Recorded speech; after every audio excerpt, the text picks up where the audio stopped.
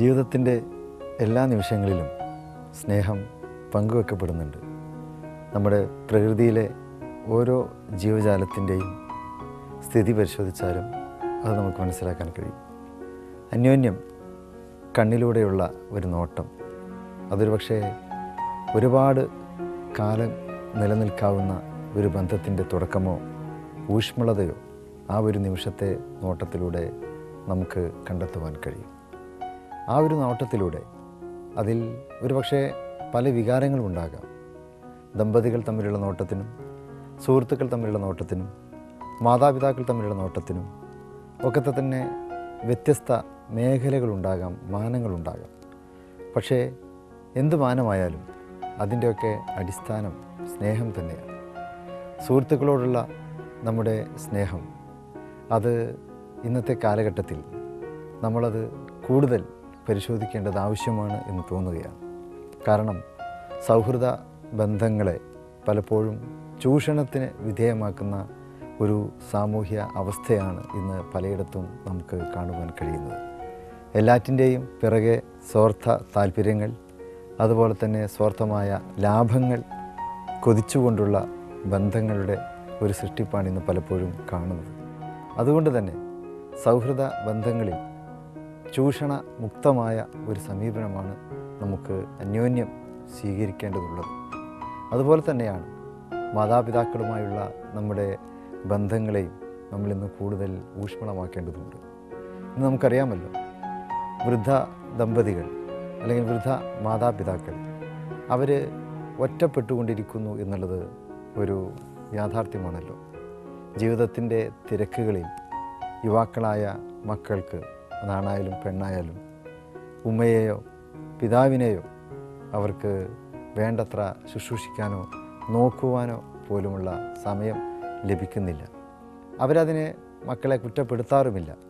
മക്കളെ കുറ്റപ്പെടുത്തിയിട്ടും കാര്യമില്ല. കാരണം ഇന്നത്തെ സ്ഥിതി അതാണല്ലോ. മക്കൾ ഒരു പക്ഷേ ജീവിതത്തിൻ്റെ തിരക്കുകളിൽ നെട്ടോട്ടമോടുന്നവരാകാം. അതാണായാലും പെണ്ണായാലും, പുരുഷൻ ഓഫീസ് അല്ലെങ്കിൽ ബിസിനസ്, കച്ചവട സംബന്ധമായിട്ടുള്ള കാര്യങ്ങൾ, മറ്റു തൊഴിലുകൾ, ഇവയിൽ ഏർപ്പെട്ടുകൊണ്ട് മുന്നോട്ട് പോകുന്നു.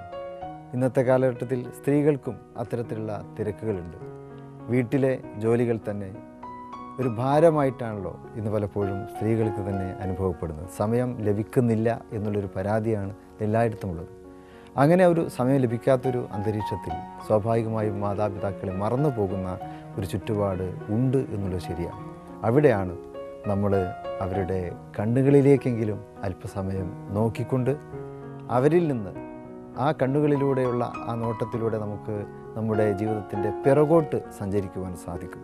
ഒന്നുമല്ലാതിരുന്നൊരു കാലഘട്ടത്തിലും നമ്മെ അവർ എത്രമാത്രം സ്നേഹത്തോടെയാണ് എടുത്തു വളർത്തിയത്, നമുക്ക് വേണ്ടി എത്രമാത്രം അവർ ഉറക്കമിളച്ചിട്ടുണ്ട്, അവരുടെ എന്തെല്ലാം പ്രവൃത്തികൾ നമുക്ക് വേണ്ടി അവർ വേണ്ടെന്ന് വെച്ചിട്ടുണ്ട്, അവരുടെ പല സന്തോഷങ്ങളും കുട്ടിക്കാലത്ത് നമുക്ക് വേണ്ടി അവർ വേണ്ട എന്ന് വെച്ചിട്ടുണ്ട്.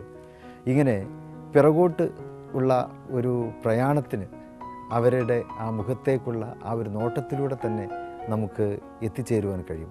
അതിനാവശ്യം അവരെ അല്പനേരത്തേക്കെങ്കിലും നോക്കി നിൽക്കാനുള്ള ഒരു നല്ല മനസ്സ് നമ്മൾ കാണിക്കുക എന്നുള്ളതാണ്. അതിനുവേണ്ടിയെങ്കിലും അല്പം സമയം ദിവസവും നമ്മൾ ചിലവഴിച്ചാൽ ആ വൃദ്ധരായ മാതാപിതാക്കളോടുള്ള കടമ നമുക്ക് നിർവഹിക്കുവാൻ കഴിയും. സ്വാഭാവികമായും അവരിലേക്ക് നമുക്ക് കൂടുതൽ അടുക്കുവാൻ കഴിയും. അവരുടെ ആവശ്യങ്ങൾ നമുക്ക് നിറവേറ്റുവാൻ കഴിയും. അവർക്ക് സ്നേഹം കൂടുതൽ നൽകുവാൻ, ചൊരിഞ്ഞു നൽകുവാനും നമുക്ക് സാധിക്കും. അവിടെയൊക്കെ തന്നെ നമ്മൾ പ്രതീക്ഷിക്കേണ്ടത്, നമ്മൾ നമ്മുടെ മാതാപിതാക്കളെ നോക്കുമ്പോൾ നമുക്കും ഒരു കാലം വരാനുണ്ട് എന്നുള്ളതാണ്. വാർദ്ധക്യത്തിൻ്റെ ഒരവസ്ഥ നമുക്കും വരാനുണ്ട്. അപ്പോൾ നമ്മൾ പ്രതീക്ഷിക്കേണ്ടത് നമ്മുടെ മക്കൾ നമ്മളെ നോക്കും എന്നതാണ്. അതിന് നമുക്ക് സാധിക്കണമെങ്കിൽ, നമ്മുടെ മക്കളുടെ നോട്ടം നമുക്ക് കിട്ടണമെങ്കിൽ, നമ്മൾ ഇന്നത്തെ ജീവിച്ചിരിക്കുന്ന നമ്മുടെ മാതാപിതാക്കളെ നമ്മൾ നോക്കുക, അവരെ ശുശ്രൂഷിക്കുക, അവരെ പരിചരിക്കുക. അപ്പോൾ മാത്രമേ നമുക്കും തിരിച്ച് നമ്മുടെ മക്കളിൽ നിന്ന് ആ സ്നേഹവും പരിചരണവും ലഭിക്കുകയുള്ളൂ എന്ന് നമ്മൾ മനസ്സിലാക്കുക. ഈ നല്ല ദിനത്തിൽ ഇത്രമാത്രം കാര്യങ്ങൾ ഞാൻ നിങ്ങളെ ഓർമ്മപ്പെടുത്തുന്നു. സ്നേഹപൂർവ്വം